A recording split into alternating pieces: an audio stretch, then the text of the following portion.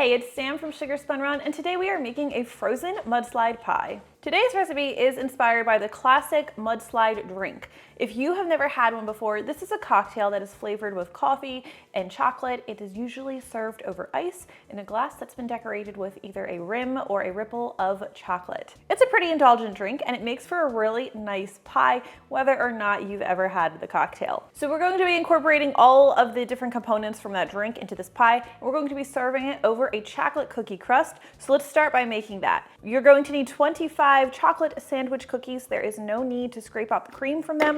We're going to break these into fine crumbs. So let's drop them into our food processor. And we're just going to pulse them until, as I said, we have fine crumbs and no large pieces. So just take a second. All right. Once we have our fine crumbs, we're going to pour these into a mixing bowl. Makes it easier to incorporate the butter. Another good thing about this pie is it is entirely no bake. So if it's summer where you are and you don't want to turn on the oven, this is a really nice option. So to get the crust to hold together, we're going to add 4 tablespoons of melted butter. I'm using salted butter. Pour that over, all that butter in there. And we're just going to toss these ingredients together until all of the crumbs are moistened. Oops. Try to keep it in the bowl. You do want to make sure you get that butter nicely distributed, or the mixture will be too dry, at least in some parts, and it's going to be super crumbly when you cut into it. You want a little crumble in your crust, but not a lot. Shouldn't fall apart. All right, so we're going to make this in a 9.5-inch pie plate. Let's add our crumbs right in here. Oh my gosh, I'm making a mess today, like every day. And we're just going to press these evenly into the bottom and up the sides of the pie plate. There's no need to bake this crust. All right, so this we're just going to set aside. Doesn't need to bake, doesn't need to go in the fridge. We're going to prepare our chocolate ripple. Let me grab the things for that. So I have 3 ounces of finely chopped semi-sweet chocolate. I'm using a chocolate bar here. If you're using chocolate chips, this would be a 1/2 cup of chocolate chips. And we're just going to make a nice little ganache out of this. So we'll add 1/3 cup of heavy cream. Sorry, I had to think for a second. And like I said, this is a ganache. So if you don't have a microwave, you can just heat the cream until it's steaming and pour it over the chocolate, let it sit and then stir it. But I'm going to do this in the microwave by microwaving it in 25-second intervals. And we're going to make sure that we stir well in between. That way the chocolate doesn't get too hot. We'll do this until it's completely smooth and melted. All right, once that's nice and melted, we're going to drop in a tablespoon of melted butter. I'm sorry, salted butter. I'm not sleeping as well as I used to. It helps if it's softened just because it's going to melt a little faster into your chocolate this way. Go ahead and stir that in until it's melted. This is just going to make our ripple a little bit richer and more glossy. And this, as I said, this is going to be the ripple that we're using in the middle and on top of our pie to kind of mimic that chocolate ripple you would get on your glass.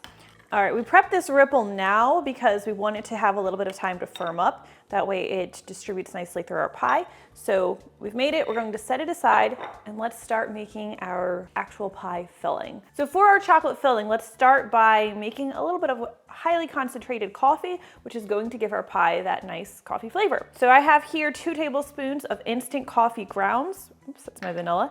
And I'm going to add a tablespoon of very, very hot water to this. And just whisk these together until that coffee is nicely dissolved. So this is super, super concentrated coffee, which is going to give us a nice mocha, or I guess I should say mudslide appropriate flavor. Just whisk that together. We'll just set that aside. Yes, we're dirtying a lot of bowls for today's recipe, but I obviously think it's worth it, or I wouldn't be sharing this today.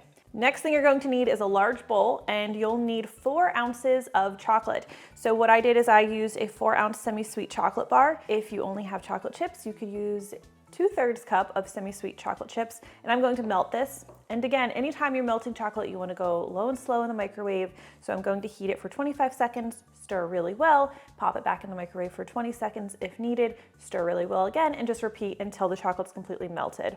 You could also do this on a double boiler if you prefer. All right, so once your chocolate is melted, we are going to add 14 ounces of sweetened condensed milk.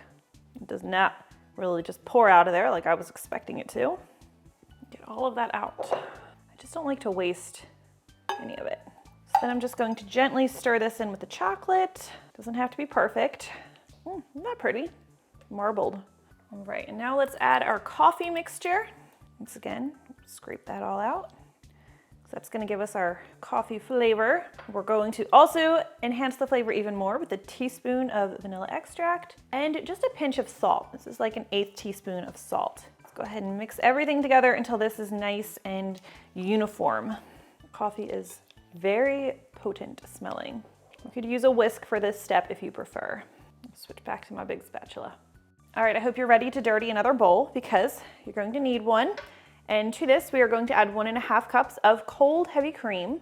And we are going to use an electric mixer at this point to whip the cream until we have stiff peaks. So start on low speed, which should help keep the cream from flying everywhere. Gradually increase your speed to high. You should probably use a larger mixing bowl than this if you have one, but less dishes to clean if you use a smaller one. Fewer dishes to clean if you use a smaller one. So we're just going to beat this until it is fluffy and thick and the consistency of Cool Whip. All right, let me show you what this looks like. Nice and fluffy. So we're going to stir this into our chocolate mixture. What this whipped cream does is it's going to give a really nice texture and body to the pie. Really, really nice consistency. We're not only dirtying a lot of bowls today, we're dirtying a lot of spatulas. So we're going to fold these together until we have a nice uniform mixture. And be gentle when you're doing this because what could happen if you are too vigorous with your mixing is you could end up deflating that whipped cream and then you have a much denser pie consistency, which is not what we're going for. Just a gentle folding. Push all my dirty dishes off screen. Maybe you guys will think I'm a tidy baker. I did get a comment once that said, "You make such a mess when you're baking." I was like, you have no idea. You should see what happens off screen. Okay, assembly time. Let's grab our pie crust and we are going to layer about half of our filling mixture into the bottom of the pie. I don't measure it, I just kind of eyeball it. I want to make sure I can cover the bottom of the pie. And remember our ripple from earlier. I'm going to give that a quick stir. And we're going to drizzle about half of this over the pie filling. Doesn't have to be perfect.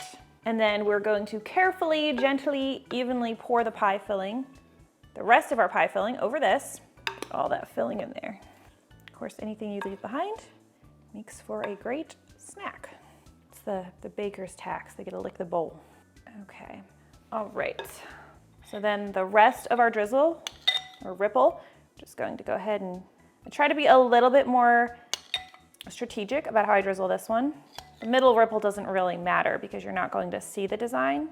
After we do that, I'll take a knife or a toothpick and I'm just going to drag the knife back and forth through this, which just makes it look pretty. At least I think so. This is about as good as my decorating skills get. Okay, so obviously this pie needs to chill. It's frozen mudslide pie before you can enjoy it. And I let it freeze before I add the whipped cream, the Irish cream whipped cream on top. So I'm going to pop this in the freezer. And one thing I just want to tell you is that I usually like to cover the pie. That way it doesn't absorb any odors that might be lingering in the freezer. To avoid messing up this pretty design we just did, I will put it in the freezer for 30 minutes and then the top will usually be set by then.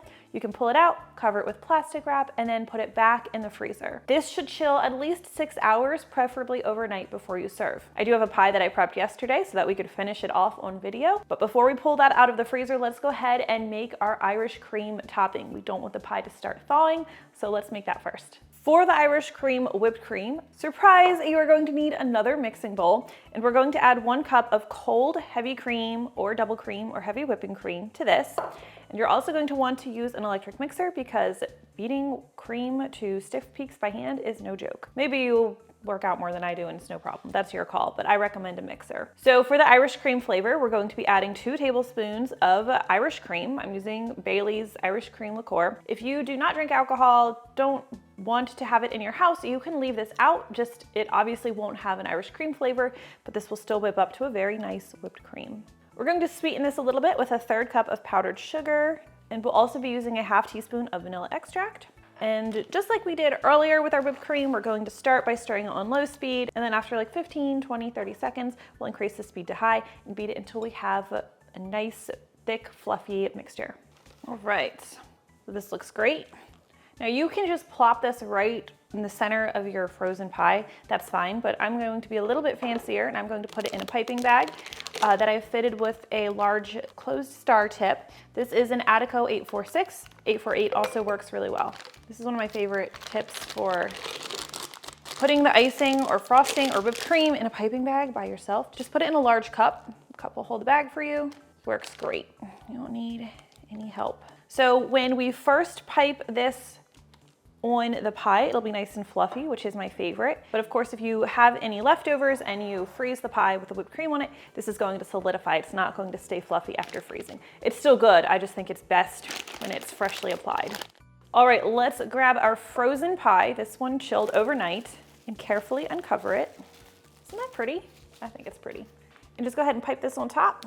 And if you want to freeze any leftovers, you'll kind of want to do the same thing to not mess up the piping. If you pipe the frosting on, put it in the freezer for like 30, 60 minutes until this is just set, and then you can recover it with plastic wrap without damaging your topping. All right, let's dig in.